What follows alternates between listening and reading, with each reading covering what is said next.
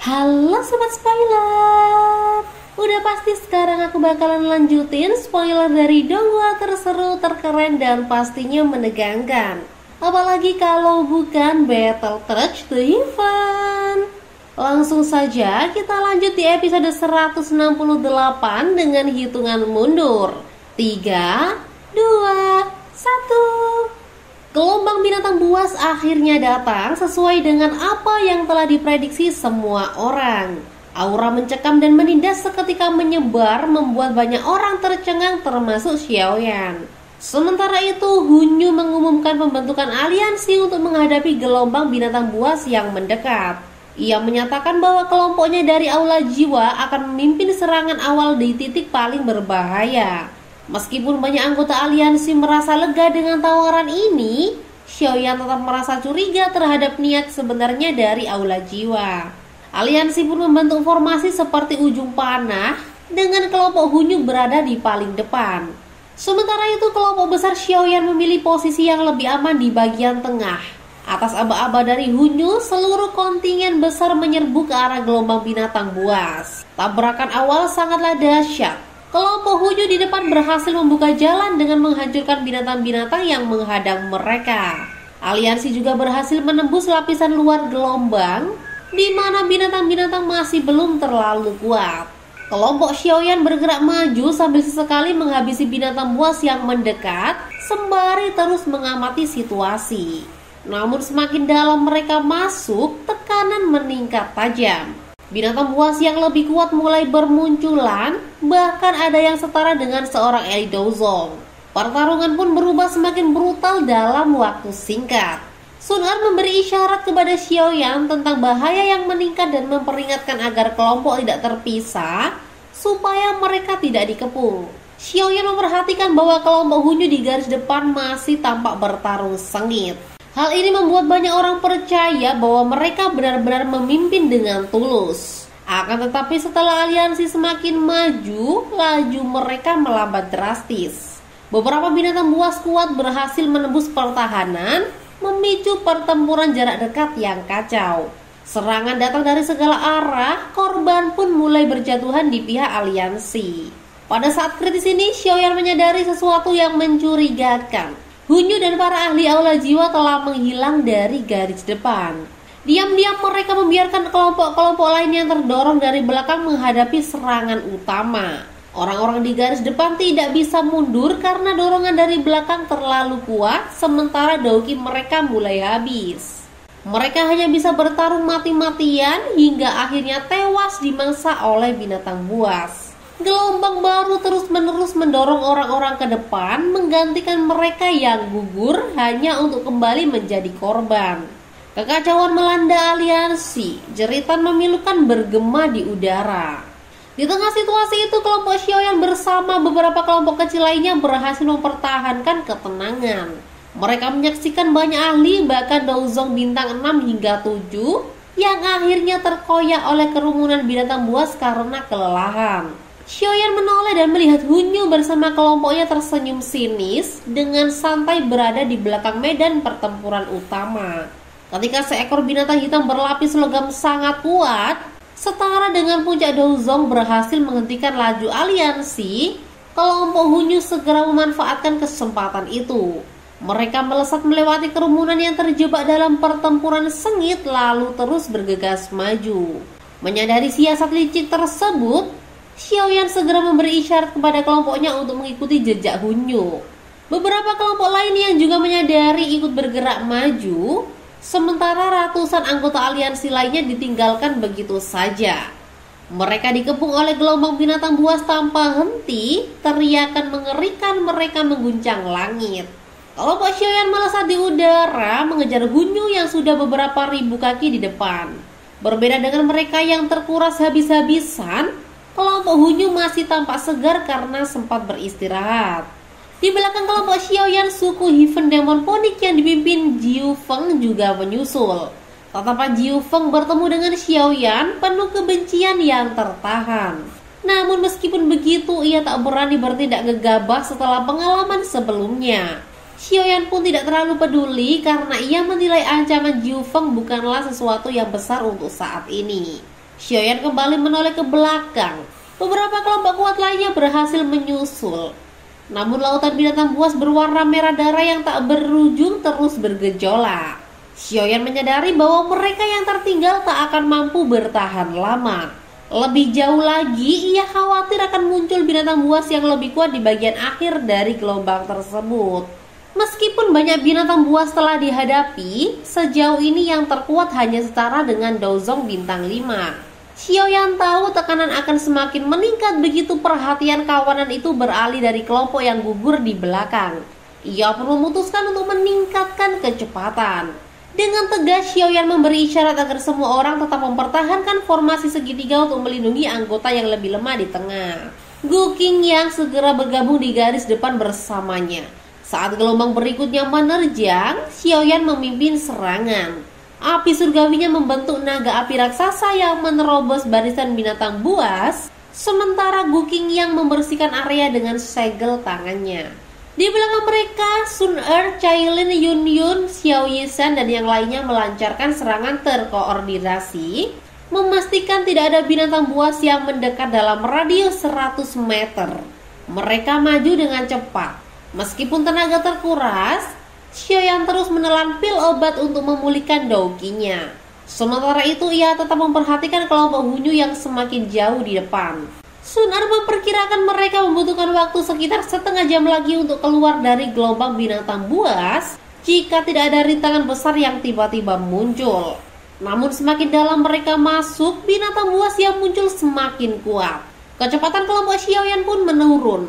Bahkan serangan gabungan Xiaoyan dan Gu Qingyang butuh beberapa kali untuk menjatuhkan seekor binatang buas. Kelelahan mulai terlihat jelas, terutama pada Gu Qingyang. Tiba-tiba Sun Er menyadari bahwa kelompok Hunyu sudah tidak terlihat lagi. Terkejut, Gu Qingyang menoleh, sementara Xiaoyan dengan cepat menyimpulkan bahwa mereka pasti sudah berhasil menerobos. Mengetahui hal itu, semangat kelompok Xiaoyan bangkit kembali. Dengan kekuatan baru, Xiaoyan melepaskan serangan dahsyat, menghancurkan seekor binatang buas raksasa yang menghalangi jalan. Mereka pun segera memanfaatkan celah itu untuk menerobos. Setelah perjuangan berat, akhirnya kelompok Xiaoyan berhasil menembus gelombang binatang buas yang mengerikan ini. Menghela nafas lega, mereka mendongak dan terpanah oleh pemandangan di hadapan mereka. 10.000 kaki jauhnya berdiri sebuah pohon kuno berwarna hijau subur, menjulang sendirian di dataran luas. Udara murni memancar darinya, sesekali membentuk wujud-wujud misterius. Aura kuno yang luar biasa terpancar dari pohon itu. Jantung Xiaoyan berdebar kencang saat menatap pohon kuno bodhisatwa yang legendaris. Ukurannya yang luar biasa besar, ditambah aura kuno yang menyelimuti membuat semua orang terpesona. Namun ia segera menyadari bahwa anggota klan Hun tampaknya sudah berada di dekat pohon itu. Xiaoyan pun segera memimpin kelompoknya bergegas maju tanpa beristirahat. Tak lama kemudian kelompok-kelompok lain yang berhasil bertahan juga tiba. Mereka pun terpesona oleh penampakan pohon kuno tersebut. Melihat Xiaoyan bergerak maju, rasa urgensi muncul di hati mereka. Jiu Feng yang biasanya tenang bahkan segera memerintahkan sukunya untuk mempercepat langkah. Xiaoyan memperlambat langkah, mendarat dengan hati-hati di belakang mereka, lalu mengamati pohon kuno dari jarak dekat. Aura kehidupan yang kaya bercampur dengan perasaan aneh yang sulit dijelaskan. Xiaoyan pun merenungkan kemungkinan bahwa pohon kuno ini memiliki kesadaran sendiri, menyimpan bahaya yang belum terungkap. Tak lama kemudian suku Heaven Demon Phoenix dan kelompok lainnya tiba. Hunyu menyambut kedatangan mereka dengan menyatakan bahwa ia menunggu semua orang karena tujuan mereka sama. Ia lalu memperingatkan tentang bahaya pohon kuno bodhisatwa di hadapan mereka, bahkan menceritakan kisah leluhur klan Hun, seorang ahli tingkat Banseng yang hilang setelah mendekati pohon itu. Mendengar itu, Gu Qingyang menyipitkan mata dan berkata dengan dingin bahwa alasan Hunyu menunggu hanyalah karena ia tidak berani menghadapi bahaya sendirian. Hunyu tidak membantah, hanya tersenyum tipis lalu mulai melangkah mendekat. Ia yakin kelompok lain akan mengikutinya sebab daya tarik pohon bodhisatwa ini terlalu besar untuk diabaikan. Meskipun curiga terhadap motif Hunyu, Xiaoyan pun tetap memutuskan untuk maju. Begitu pula dengan kelompok lainnya. Setelah perjuangan panjang, tidak seorang pun rela menyerah begitu saja. Sambil menjaga jarak antar kelompok dan meningkatkan kewaspadaan, mereka perlahan mendekati pohon kuno yang menjulang tinggi. Ketika semakin dekat, Cinglin dengan mata khususnya merasakan sesuatu yang aneh. Di balik aura jernih penuh kehidupan yang memancar dari pohon itu, tersembunyi racun gelap, hawa dingin, serta emosi negatif yang menekan. Hal ini tentu memperkuat perasaan tidak nyaman yang sebelumnya dirasakan Xiaoyan. Bersamaan dengan itu, kelompok Hunyu berhenti sangat dekat dengan batang pohon. Semua orang mulai merasakan hawa dingin yang aneh, meresap perlahan ke dalam hati mereka masing-masing. Perhatian segera tertuju pada gugusan cahaya terang di antara cabang-cabang pohon yang ternyata adalah jantung bodhisatwa, harta karun yang begitu berharga. Namun tiba-tiba saat semua fokus pada cahaya itu, pohon kuno bodhisatwa yang tadinya tenang mulai bergerak. Ranting-rantingnya turun menyentuh tanah lalu terbelah perlahan. Dari celah yang terbuka, 5 sosok tanpa ekspresi melangkah keluar. Seketika tekanan energi menakutkan menyebar. Aura yang terpancar mengungkapkan bahwa mereka semua adalah ahli di tingkat Banseng. Wajah orang-orang yang hadir seketika berubah suram, tubuh mereka bergetar ngeri. Yang membuat keadaan semakin mencekam adalah kenyataan bahwa sosok-sosok itu sama sekali tidak memiliki tanda-tanda kehidupan. Xiaoyan dan Sun Er segera menyimpulkan bahwa kelima elit Banseng ini hanyalah boneka yang dikendalikan pohon kuno bodhisatwa. Kesadaran bahwa pohon itu memiliki kekuatan mengerikan, mampu mengubah ahli Banseng menjadi boneka tak bernyawa, menimbulkan rasa dingin yang menusuk hati setiap orang. Di tengah keterkejutan itu, Hunyu mengenali salah satu boneka berjubah hitam. Ekspresinya menegang. Itu adalah leluhur Banseng klannya, yang menurut catatan sudah lama menghilang bersama pohon kuno bodhisatwa. Menghadapi 5 boneka Banseng sebagai rintangan untuk mencapai jantung bodhisatwa, banyak yang mulai ragu. Namun godaan dari jantung itu terlalu besar untuk diabaikan.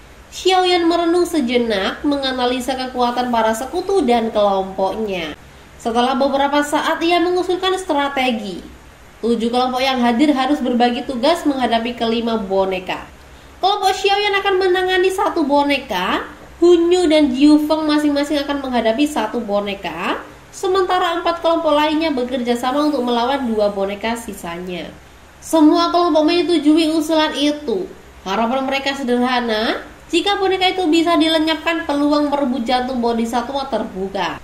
Xiaoyan kemudian melangkah maju memicu reaksi dari boneka. Salah satu boneka Banseng bergerak kaku namun cepat, melancarkan serangan telapak tangan yang meremukkan ruang udara ke arahnya. Xiaoyan segera menangkis dan sekutunya langsung memberikan dukungan dengan serangan doki bertubi-tubi. Namun meski dihujani serangan, boneka itu tak tergoyahkan. Dalam waktu yang sama, kelompok Hunyu, Jiu Feng dan yang lainnya juga terlibat pertempuran sengit dengan target mereka masing-masing. Dataran luas itu seketika berubah menjadi medan neraka, dipenuhi ledakan energi doki yang mengguncang langit. Meski unggul jumlah, pertarungan melawan boneka-boneka ini terbukti sangat menyengsarakan. Kekuatan fisik dan ketahanan mereka jauh melampaui perkiraan. Serangan kuat dari para ahli dengan mudah dimentahkan, bahkan sering membuat mereka terlempar mundur. Beberapa tetua dari sekte bunga yang berada di pihak Xiaoyan dengan cepat kehilangan kemampuan bertarung setelah terkena hantaman boneka. Namun kelompok Xiaoyan masih bertahan berkat kekuatan inti dari Xiaoyan, Gu Qingyang dan Sun Er. Menyadari bahwa serangan biasa tak ada gunanya, Xiaoyan berseru, "Hancurkan kepala mereka!" Ia lalu mengaktifkan King Kong Glass Body dan melepaskan Octan Blast ke arah boneka. Dengan kecepatannya, Xiaoyan berhasil mendaratkan pukulan telak ke kepala boneka Banseng yang menjadi lawan mereka. Suara retakan terdengar meski boneka itu segera membalas dengan pukulan keras ke bahu Xiaoyan. Beruntung pertahanan berlapis dari Xiaoyan, kain serangga kaisar dan armor naga poni kuno mampu menahan dampak serangan itu, membuatnya hanya menderita luka ringan. Mengikuti instruksi Xiaoyan, Sun Er dan Gu Qingyang segera melepaskan serangan terkuat mereka tepat ke kepala boneka yang sudah retak. Beberapa ahli lain yang meski pucat juga ikut menyerang. Pada saat hampir bersamaan, Cailin meluncurkan serangan petir 7 warna yang menggelegar. Gempuran terkoordinasi itu akhirnya berhasil. Kepala boneka Banseng tak mampu menahan akumulasi kekuatan, pecah berkeping-keping hingga hancur total. Xiaoyan kembali ke ukuran normalnya, mengusap keringat dingin di dahinya. Ia menoleh melihat sekutunya yang menderita luka-luka. Segera ia mengeluarkan pil obat, membagikannya dan mendesak mereka untuk beristirahat sementara dirinya berjaga. Semua mengangguk patuh. Sun Er mendekat dan bertanya apakah mereka perlu membantu kelompok lain, namun Xiaoyan menggeleng. Ini bukan waktunya menunjukkan kebaikan, ujarnya datar. Mereka semua adalah pesaing. Setelah boneka-boneka ini hancur, bisa saja mereka berbalik menyerang kita. Ia juga menyadari bahwa meski boneka-boneka itu kuat, mereka masih jauh dari kekuatan Banseng sejati. Bahaya yang sebenarnya tetaplah pohon kuno bodhisattva itu sendiri, dengan trik-trik misterius yang masih tersembunyi. Sementara itu kelompok Hunyu berhasil mengalahkan boneka mereka meski harus kehilangan satu ahli.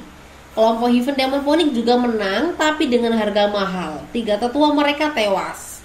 Di sisi lain 2 kelompok terakhir bertarung sengit. Kelompok keempat menderita kerugian paling parah akibat kurangnya kerjasama. Belasan ahli Dozun gugur sebelum mereka berhasil menjatuhkan boneka. Pertempuran terakhir pun berakhir setelah 5 orang dikorbankan untuk menghancurkan boneka terakhir. Setelah semua boneka Banseng berubah menjadi debu, kelompok Xiaoyan yang sudah pulih perlahan membuka mata. Ia menatap pohon kuno bodhisattva dan menyarankan agar mereka yang kekuatannya di bawah Dozun bintang 6 jangan melanjutkan perjalanan. Beberapa tetua sekte bunga setuju dan memilih tinggal bersama Nalan Yanran. Dengan tekad yang diperkuat, Xiaoyan memimpin kelompoknya mendekati pohon, diikuti kelompok Sun Er. Hunyu dan Jiu Feng juga bergerak, sementara sisa kelompok lain yang sudah babak belur tetap maju, tak ingin pulang dengan tangan kosong. Namun saat semua orang mencapai bagian bawah pohon kuno, cahaya terang tiba-tiba muncul dari batang pohon melilit kelompok Xiaoyan. Tidak! Seruan kaget terdengar. Semua orang terpaku ketika menyadari Doki dalam tubuh kelompok Xiaoyan disedot dengan cepat. Pilar cahaya itu kemudian menyusut dan menghilang ke dalam pohon, membawa serta Xiaoyan dan para pengikutnya. Di kejauhan Nalan Yanran dan yang lain yang tersisa melihat kejadian itu. Wajah mereka seketika pucat pasi. Kesadaran Xiaoyan sempat hilang, namun ia kemudian terbangun di dalam dunia yang dipenuhi cahaya putih. Pikirannya kacau, ingatannya samar. Tiba-tiba sebuah cincin cahaya melayang mendekatinya. Dengan sedikit ragu, Xiaoyan menyentuhnya dan seketika tubuhnya tersedot. Kesadarannya kembali memudar lalu bangkit lagi. Dunia putih menghilang digantikan oleh padang rumput hijau yang luas dan sunyi. Meski ingatannya belum pulih sepenuhnya, ada rasa familiar yang samar. Xiaoyan bergumam pelan. Mungkinkah ini wilayah kuno Westland? Ia mengapung di udara, mengamati sekeliling namun menyadari dirinya sendirian. Keheningan pecah oleh suara gemuruh. Dari kejauhan, seekor binatang buas berwarna darah melaju seperti kilatan merah. Tak lama lebih banyak lagi yang muncul mengepung dari segala arah. Tanpa rasa takut, Xiaoyan mengangkat tangannya. Seketika kekuatan luar biasa memancar dari tubuhnya, menghancurkan semua makhluk dalam radius 1000 kaki. Xiaoyan tercengang merasakan dahsyatnya kekuatan yang kini dimilikinya. Perlahan ia merasakan aliran kekuatan itu semakin jelas dan dengan keterkejutan ia bergumam, "Ini kekuatan di tingkat Doseng?" Nah, sampai di sini dulu ya guys. Tunggu kelanjutan ceritanya ya. Jangan lupa juga like, share, dan subscribe supaya nggak ketinggalan spoiler dari Battle Trust the Heaven. Sampai ketemu di video berikutnya ya. Bye-bye.